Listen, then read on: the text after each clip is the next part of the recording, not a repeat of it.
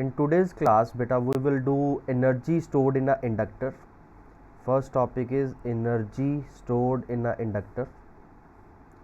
Energy stored in a inductor.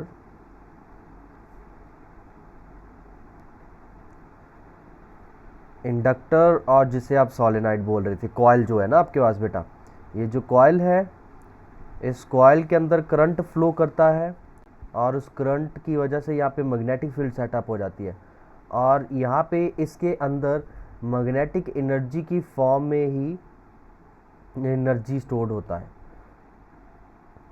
तो जैसे हमारे पास ये सोलेनॉइड है बेटा, और आज से बोलेंगे इंडक्टर। क्यों इंडक्टर बोल रहे हैं ये मैं आपको पिछली क्लास पे बता चुका हूँ बेटा। अब इसमें सेल्फ इंडक्शन होती है। ओके, तो जब आप लोग ये स्विच ऑन करोगे बेटा, तो इसके अंदर करंट राइज करना स्टार्ट कर देता है।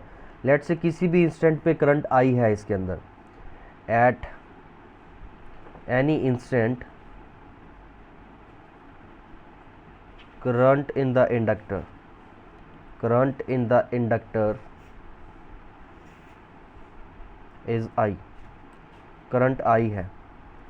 Due to self induction, due to self induction EMF induced in the inductor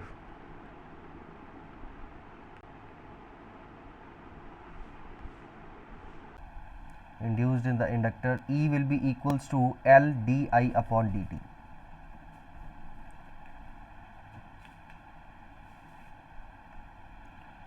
So L di upon dt ये हमारे पास इंड्यूस EMF है। ओके, हमें अब एनर्जी स्टोर्ड निकालना है। इंडक्टर के अंदर एनर्जी स्टोर्ड कितना होगा। अभी अगर हम लोग बात करें, अगर स्मॉल वर्क डन की बात करें, पहले small work done by external battery,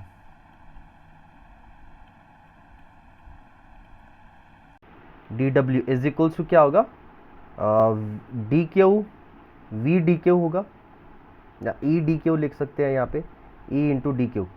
first chapter में हमने ये किया था बेटा। देखिए यहाँ पे इस इंडक्टर ने अगर सेल्फ इंडक्शन की वजह से इंड्यूस्ड EMF इस डायरेक्शन में सेटअप किया है, इस डायरेक्शन में सेटअप किया है, तो इसके अक्रॉस जो इंड्यूस्ड EMF हो रहा होगा दैट इज ई।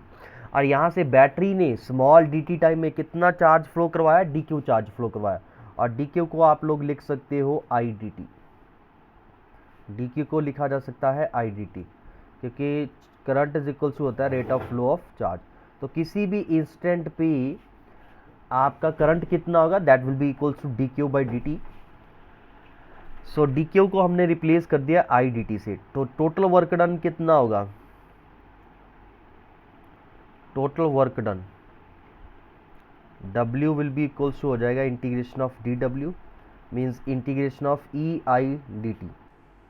अभी दोनों EI टाइम के साथ वेरी कर रहे हैं, दोनों टाइम के साथ वेरी कर रहे हैं, क्योंकि जैसे जैसे टाइम बढ़ेगा ये करंट बढ़ेगा और ये सेल्फ इंडक्शन भी आपका बढ़ता है बेटा। ओके, बट एक टाइम पे करंट कांस्टेंट हो जाएगा तो ये सेल्फ इंडक्शन डिक्रीज होना स्टार्ट हो जाएगा और जीरो हो जाएगा। तो दोनों वेरी कर रहे हैं ये। ओके, तो अब क्या करेंगे, अब इसमें E की वैल्यू पुट कर देंगे इन टर्म्स ऑफ I। तो वो क्या है, L di by D T, L di by D T, और dt एक ऑलरेडी है, तो ये आपका ये dt आ गया था और एक I था यहाँ पे ऑलरेडी, I भी लिख लेते हैं।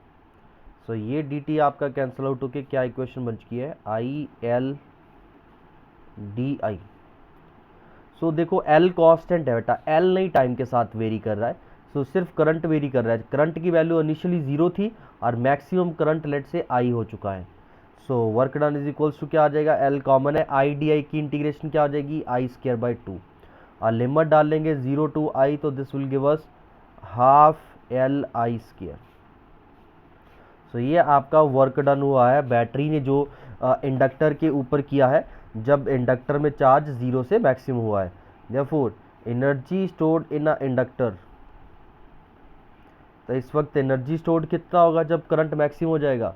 Energy stored in a inductor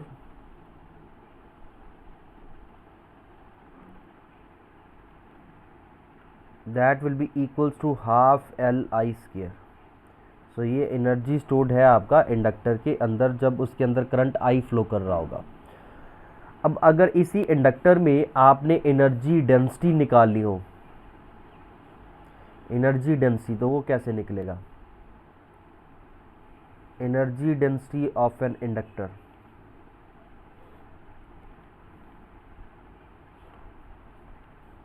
energy density of inductor, energy density word का मतलब क्या होता है? डेंसिटी का होता है मतलब पर यूनिट वॉल्यूम।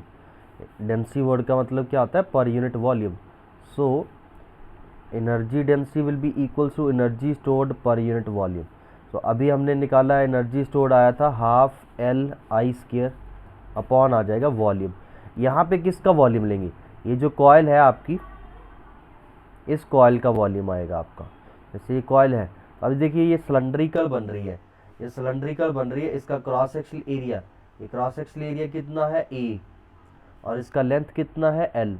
तो वॉल्यूम कितना हो जाएगा? ए इंटू एल, और लेंथ को स्मॉल एन मान लेते हैं। ओके, स्मॉल एल क्या है? लेंथ, ए क्या है? एरिया। सो वॉल्यूम क्या हो जाएगा? Volume will be equals to area into length. तो यहाँ से energy stored in an inductor will be equals to, ये बन गया। अब L की वैल्यू आप लोग ऑलरेडी निकाल चुके हो, that is mu naught N square by L, mu naught N square by L into हाँ एरिया, और नीचे E एंड L ऑलरेडी है, तो यहाँ से E कैंसिल आउट हो गया, हमारे पास रिजल्ट आ गया है। अच्छा, आई स्क्वायर भी है यहाँ पे, सो हमारे पास रिजल्ट बन गया है half mu naught N square by L square into I square.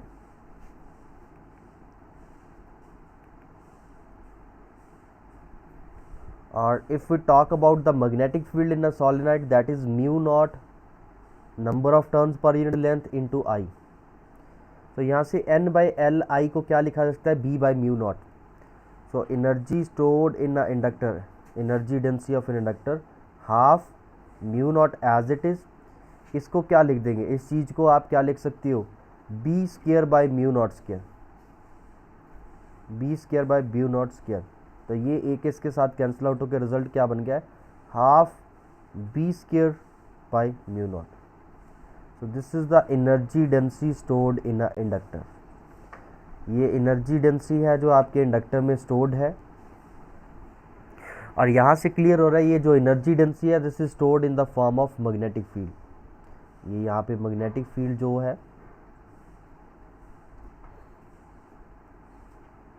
तो करंट जैसे जैसे करंट बढ़ता है वैसे वैसे ये मैग्नेटिक फील्ड बढ़ती है, और इस मैग्नेटिक फील्ड के बढ़ने से यहाँ पे इसके अंदर जो एनर्जी स्टोर हो रही है वो बढ़ रही है। तो जो एनर्जी है वो मैग्नेटिक फील्ड की फॉर्म में स्टोर्ड है इसके अंदर, इंडक्टर के अंदर। तो हमने यहाँ पे एनर्जी डेंसिटी का रिजल्ट निकाल लिया है, that is half B square by mu naught. और अगर आप इसे कैपेसिटर के साथ कंपेयर करोगे, कैपेसिटर में क्या किया था हमने, ये रिजल्ट ऐसा कुछ, energy stored in a capacitor जब निकाला था वहाँ पे भी एनर्जी डेंसिटी निकाला था, और कैपेसिटर में जो एनर्जी स्टोर्ड थी वो थी इलेक्ट्रिक फील्ड की फॉर्म में स्टोर, और वहाँ पे आता हाफ बी की जगह ई था, और 1 बाई म्यू नॉट की जगह पे अपसाइल नॉट था, वहाँ पे ये रिजल्ट बन रहा था हमारा। कैपेसिटर के केस में ये रिजल्ट बनता है energy stored in a capacitor, that is half epsilon naught E square. E यहाँ पे इलेक्ट्रिक फील्ड होता है, तो इलेक्ट्रिक फील्ड की फॉर्म में energy stored per unit volume इतना होता है, ये इलेक्ट्रिक फील्ड है। तो कहीं पे भी अगर इलेक्ट्रिक फील्ड एग्जिस्ट कर रही है तो energy stored per unit volume कितना होगा? Half epsilon naught E square. और जहाँ पे मैग्नेटिक फील्ड एग्जिस्ट कर रही है वहाँ पे एनर्जी स्टोर्ड कितना होगा? Half B square by mu naught. Okay बेटा, after energy stored in inductor and energy density of an inductor, now we will do combination of inductor. जैसे हमने combination of resistors and combination of capacitors किया था, वैसे ही combination of inductors, combination of inductors.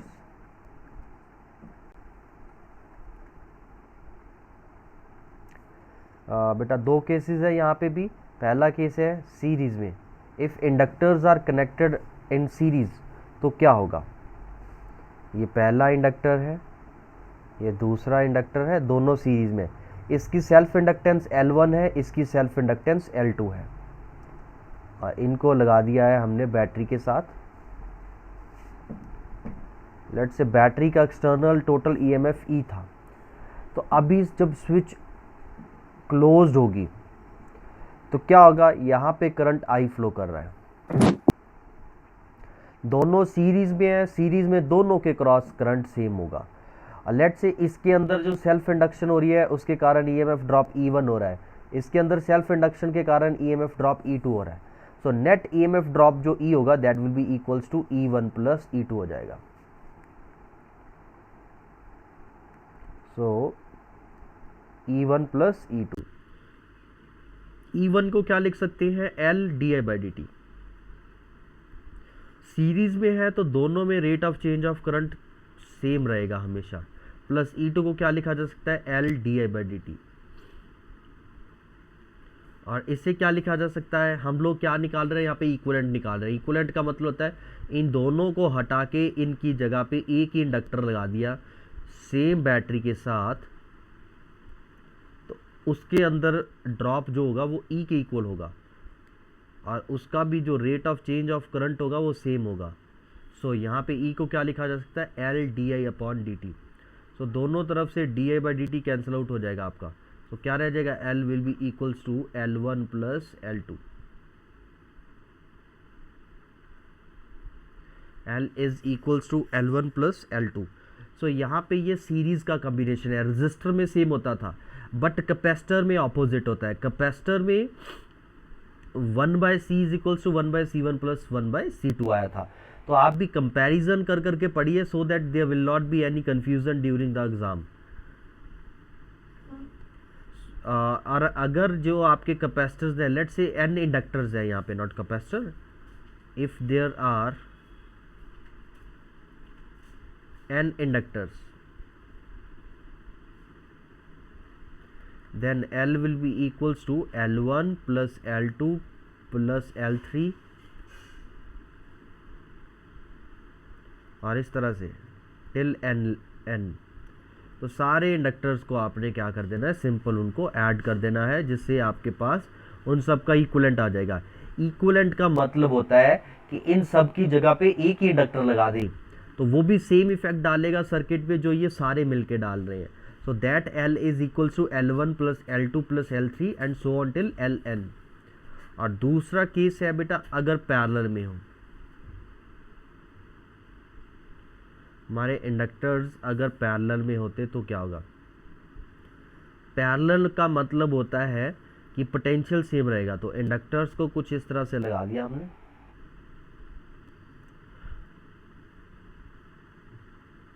और ये parallel में लगा दिया। अभी जब बैटरी का EMF E है तो इसके क्रॉस भी E ड्रॉप होगा, इसके क्रॉस भी E ड्रॉप होगा। बैटरी से I करंट निकला है, लेट से इस तरफ I1 करंट चला गया है और इस तरफ I2 करंट चला गया है। इसका सेल्फ इंडक्टेंस L2 है, इसका सेल्फ इंडक्टेंस L1 है। Now I will be equals to क्या होगा, I1 plus I2। Kirchhoff's law of junction लगा देंगे यहाँ पे। So I will be equals to I1 plus I2। अगर डिफरेंशिएट कर दे बोथ साइड्स को with respect to time,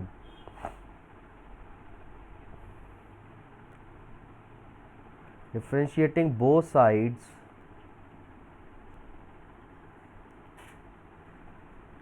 with respect to time,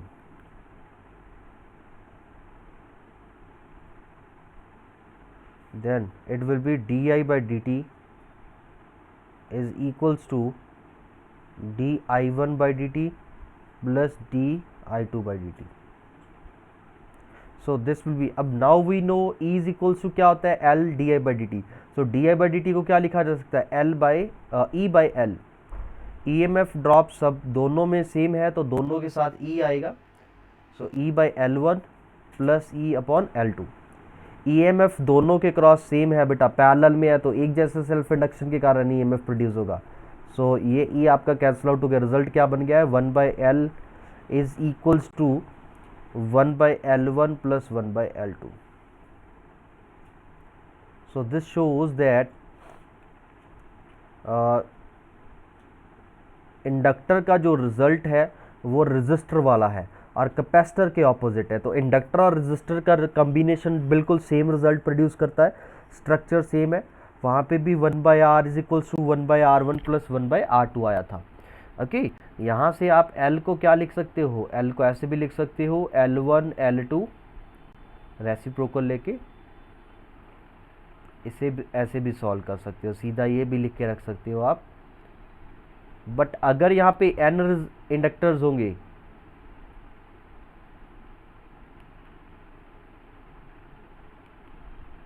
if there are n inductors तो क्या होगा, 1/L is equals to 1/L1 plus 1/L2 and so on till 1/Ln।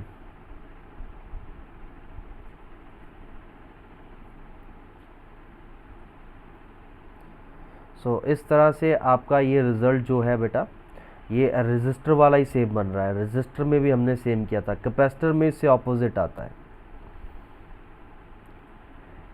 इन दोनों cases में हमने म्यूचुअल इंडक्शन नहीं कंसिडर किया है, ध्यान रखना है। यहाँ पे दोनों इंडक्टर जो पड़े हुए हैं बेटा, इनमें म्यूचुअल इंडक्टेंस भी हो सकती है, तो म्यूचुअल इंडक्टेंस को हमने क्या किया है, इग्नोर किया है। Mutual inductance is ignored. So अगर म्यूचुअल इंडक्टेंस कंसिडर करना हो तो काफ़ी कॉम्प्लेक्स बन जाता है। सीरीज़ वाला आप केस लिख सकते हो, वैसे बोर्ड पॉइंट से इम्पॉर्टेंट नहीं है, ये ऑब्जेक्टिव पॉइंट से ही इम्पॉर्टेंट होता है if mutual inductance is considered.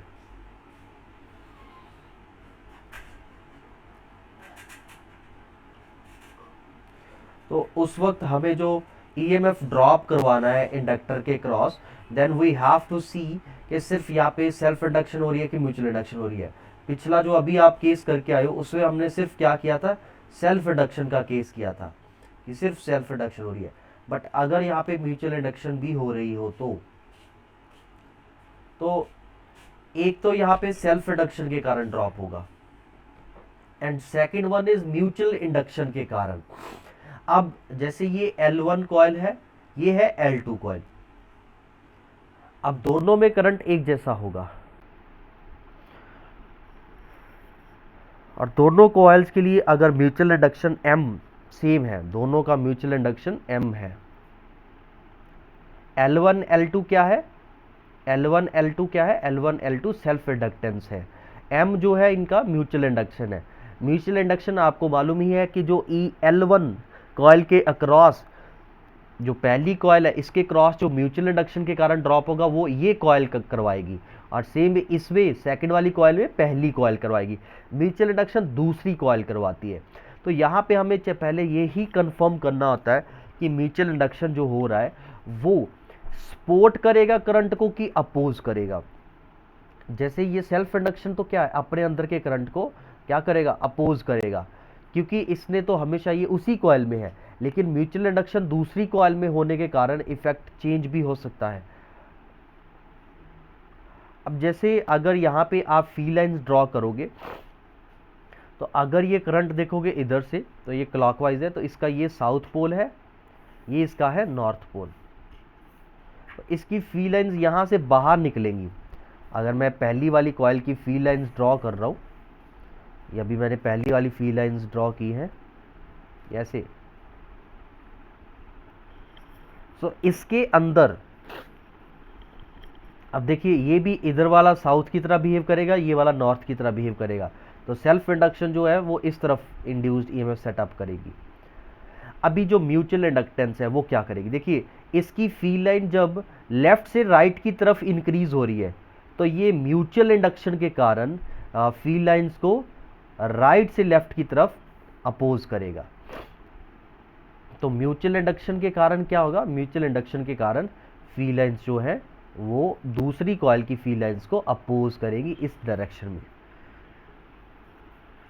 Okay, सो आप देख सकते हो ये जो मैंने ग्रीन कलर की दिखाई है, ये जो ग्रीन कलर का एरो दिखाया है, ये किस वजह से हुआ है, म्यूचुअल इंडक्शन की वजह से हुआ है। यहाँ पे mutual inductance. Okay, so mutual inductance ये जा रही है, फील्ड लाइंस जा रही है हमारी लेफ्ट से राइट, मतलब म्यूचुअल इंडक्शन की वजह से ये नॉर्थ और ये साउथ की तरफ बिहेव करेगा। ये नॉर्थ की तरफ बिहेव करेगा, ये साउथ की तरफ बिहेव करेगा। अगर ये नॉर्थ की तरफ बिहेव करेगा तो इधर से एंटी क्लॉकवाइज, और ये करंट वैसे इधर से एंटर कर रहा था, सर्किट का करंट एंटर कर रहा था, बट जो फील्ड लाइन है वो ऑपोजिट डायरेक्शन में, तो म्यूचुअल इंडक्शन भी इसमें क्या होगा, ऑपोजिट डायरेक्शन में होगा। सेम भी इसमें भी म्यूचुअल इंडक्शन बिल्कुल ऐसे ही आप देख सकते हो ऑपोजिट डायरेक्शन में होगा। तो म्यूचुअल इंडक्शन भी यहाँ पे करंट को क्या कर रहा है, अपोज कर रहा है। ओके, ये कुछ स्ट्रक्चर ऐसा बना है जिस वजह से ये दोनों अपोज कर रहे हैं। सेल्फ इंडक्शन तो हमेशा करंट के ऑपोजिट ही होगा। Induced current in the coil हमेशा करंट, सर्किट के करंट को कम करने की कोशिश करेगा, अपोज करेगा।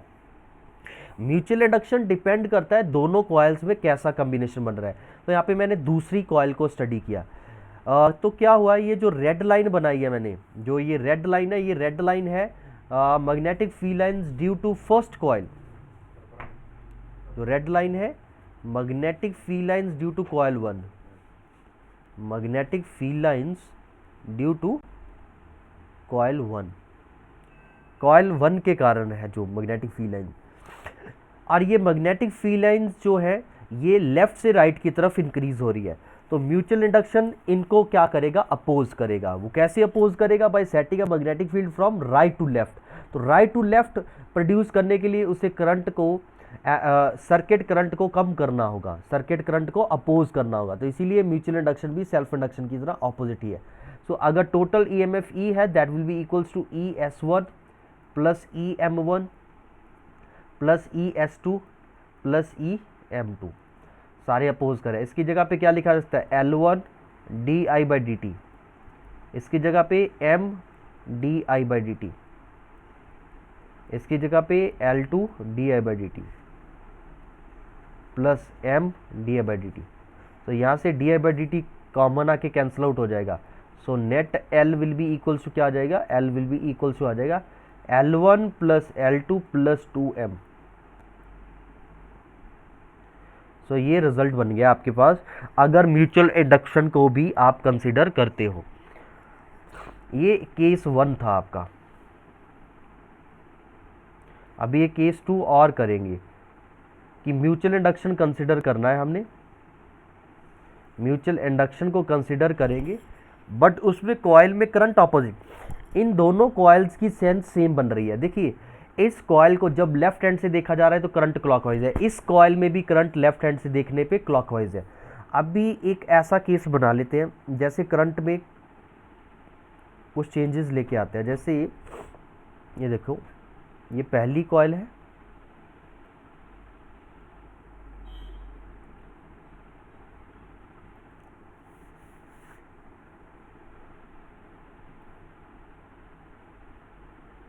ये कॉइल 1 है, तो इसके अंदर करंट क्लॉकवाइज है इधर से, तो ये साउथ है इसका और ये इसका नॉर्थ है। अब दूसरी कॉइल देखो,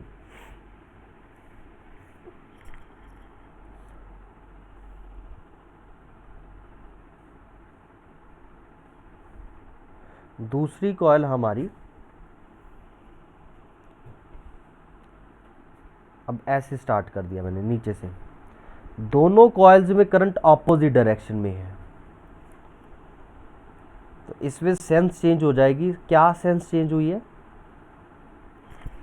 इसके जब देखोगे इसमें करंट एंटी क्लॉकवाइज फ्लो करेगा, सर्किट का करंट एंटी क्लॉकवाइज फ्लो करेगा, तो इसका ये नॉर्थ एंड ये साउथ की तरह बिहेव करेगा। Now let's see what will happen. सबसे पहले अगर सेल्फ इंडक्टेंस की बात करेंगे तो इसके अंदर सेल्फ इंडक्टेंस तो हमेशा ही सर्किट करंट को क्या करेगा, अपोज करेगा। ES1 इस तरफ है, ES2 भी इस तरफ है। अब बात करते हैं म्यूचुअल इंडक्टेंस की। तो जो ये सेकंड कॉइल है इसका ये नॉर्थ है, तो नॉर्थ इसका किस तरफ फील्ड लाइन क्रिएट करेगा, ये इसका नॉर्थ पोल क्या है, राइट से लेफ्ट की तरफ फील्ड लाइन क्रिएट करेगा। अगर ये फील्ड लाइन राइट से लेफ्ट क्रिएट कर रहा है तो म्यूचुअल इंडक्टेंस क्या चाहेगा, म्यूचुअल इंडक्टेंस चाहेगा कि वो इस रेड लाइन को अपोज करे। रेड लाइन को अपोज करने के लिए वो किस डायरेक्शन में फील्ड को सेटअप करेगा, इस डायरेक्शन में, फ्रॉम लेफ्ट टू राइट। तो left to right magnetic field setup करने के लिए उसे करंट किस डायरेक्शन में लेके जाना होगा, जैसे सर्किट का करंट है उसी डायरेक्शन में इसको करंट रखना होगा। तो म्यूचुअल इंडक्टेंस अब की बार क्या है, इस तरफ है। तो म्यूचुअल इंडक्टेंस की वजह से ड्रॉप नहीं हो रहा है अभी, म्यूचुअल इंडक्टेंस की वजह से क्या हो रहा है, करंट इंक्रीज हो रहा है। सेल्फ इंडक्टेंस की वजह से करंट डिक्रीज हो रहा है, म्यूचुअल इंडक्टेंस की वजह से करंट इंक्रीज हो रहा है। ऐसे ही आप दूसरी कॉइल में देखो, अब जब ये इधर साउथ है ये नॉर्थ है, तो इसका वैसे भी मैग्नेटिक फील्ड लाइंस क्या था, लेफ्ट से राइट की तरफ था। मैग्नेटिक फील्ड लाइंस कैसे था, लेफ्ट से राइट की तरफ था। अब जो सेकंड कॉइल है, सेकंड कॉइल में म्यूचुअल इंडक्टेंस जो है इस ब्लैक वाली लाइन को अपोज करना चाहेगा। ओके, तो इसलिए वो ब्लैक वाली लाइन को अपोज करने के लिए मैग्नेटिक फील्ड किस तरफ सेटअप करेगा, राइट से लेफ्ट की तरफ। और इसकी करंट की वजह से, जो इसका नेचुरल करंट था, सर्किट का करंट था, उसकी वजह से भी राइट से लेफ्ट था। तो म्यूचुअल इंडक्टेंस जो है करंट के सर्किट को इधर भी क्या कर रहा है, सपोर्ट कर रहा है। तो दोनों कॉइल्स में अगर आप नेट देखोगे, net EMF E will be equals to आ जाएगा E S one plus E S two minus E M one minus E M two. ये माइनस क्यों कर दिया है, क्योंकि नेट ड्रॉप जो हो रहा है, ये E जो है, E is the net drop across both the inductors. तो नेट ड्रॉप कितना होगा, ES1 माइनस EM1। ड्रॉप का मतलब होता है अपोज कितना होगा, ये तो सपोर्ट कर रहा है तो सपोर्ट वाला माइनस कर देंगे नेट ड्रॉप वाले से। तो इस तरह से ये ड्रॉप बन गया है। इसे आप क्या लिख सकते हो, L1 di/dt प्लस इसे लिखा जाता है L2 di/dt minus M di/dt minus M di/dt। सो अब ये di/dt दोनों तरफ से कैंसिल आउट हो जाएगा, L di/dt। नेट L कितना रह जाएगा, नेट L रह जाएगा, L will be equals to L1 plus L2 minus 2M। तो ये केस कब वैलिड है, माइनस वाला केस कब वैलिड है, current in both inductor is opposite,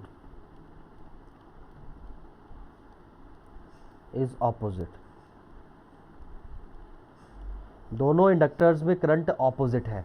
यहां पे केस 1 में क्या हो रहा था, current in both inductor is same, is in same direction.